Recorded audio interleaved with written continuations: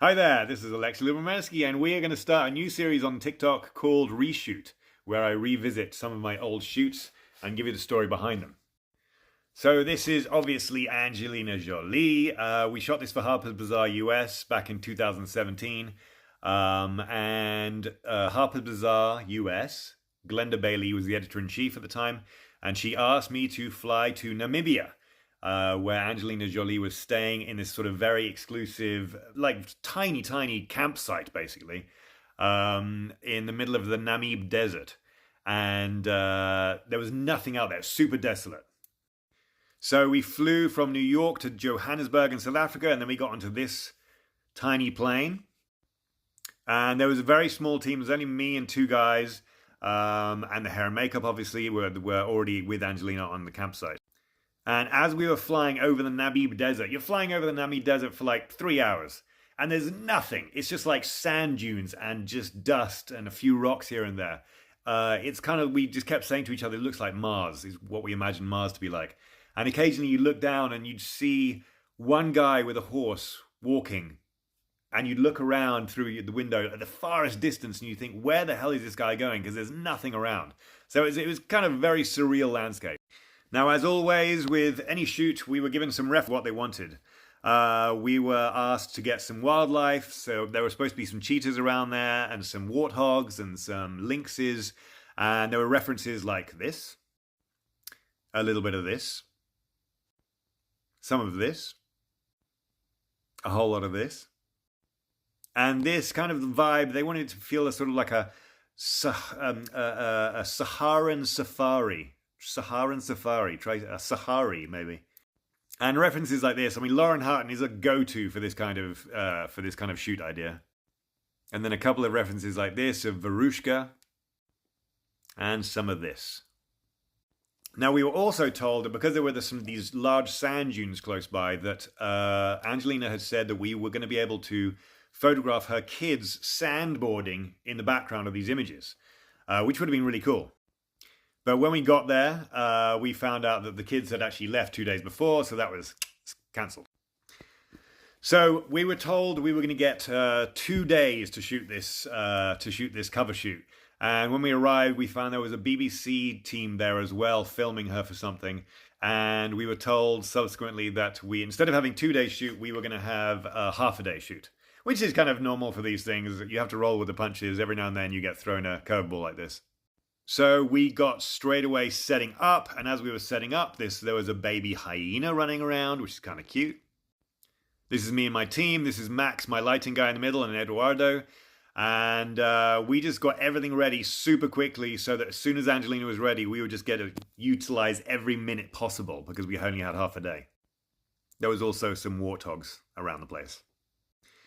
So we started off with this shot. We wanted to get the light right. We wanted to make sure there was, we didn't want to start off with one of the more complicated ones with the cheetahs and the animals. So we just said, let's just check hair and makeup, check the lighting's right, check that Angelina was happy with everything. So we just got a nice, beautiful shot, a nice beauty shot, which she loved, she approved. She was like, great, now we can carry on. And that's when it sort of started rolling. So the first thing we did is we saw this lynx was walking around. Now, we are told that we're not allowed to touch the animals or feed the animals or interact with them. If they want to interact with us, that's great, but it can't go the other way around. So Angelina started walking towards it and then just sort of meandering around. And gradually this lynx started sort of trotting along next to her. And so I just trotted along next to both of them and just got these images. And as I said, you look at the landscape, it's completely barren, but super, super cool. Then, as we were finishing this shot, one of the guys from the camp said that they had seen on the horizon these 3 cheetahs. Now, these 3 cheetahs were 3 brothers who had been orphaned and rescued by the camp many years ago, and they would just wander off into the desert, but then every now and then they'd come back, and they were very comfortable around human beings. And so this guy said, listen, if you want to get the cheetah shots, you can't wait around for them. They're not going to wait for you.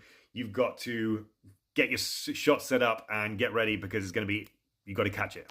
So this is what we did. We set up this tea party, this sort of tea set, and Angelina just sat down. The cheetahs come towards anything that they see that is action, right? Because there's nothing around. So if they see a bunch of humans or a bunch of stuff going on, they're going to come and check it out.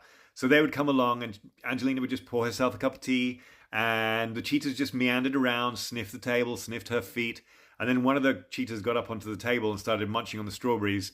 And it was so cool. And everybody was just completely silent and still. And again, because you can't interact, these are wild animals, the guys kept saying. So every now and then the cheetahs would go over and sniff my guy holding the light or the shade. And we just took pictures. I took as many pictures as possible. We then followed the cheetahs because, again, you can't decide where the cheetahs are going to go. And they were going towards this dead, petrified tree which had been struck by lightning. And so I told Angelina, go over there, change her outfit. And they were sort of meandering around there and sleeping around there. So when she got over there, the cheetahs got up. They started walking around to check what the commotion was. And again, beautiful shot, love the tree. And then we walked out we got changed, or rather Angelina got changed. I didn't change because I'm fine. Angelina walked out into this barren, look at that beautiful, epic, biblical landscape. It just went on for miles. It was just so quiet. It was incredible. And again, they followed her. And I think because Angelina was there when they were rescued, so there was a long relationship with Angelina and the cheetahs. And they just started walking around. And now, once we saw this, whoever I was with from the magazine suddenly said, this would make a great cover.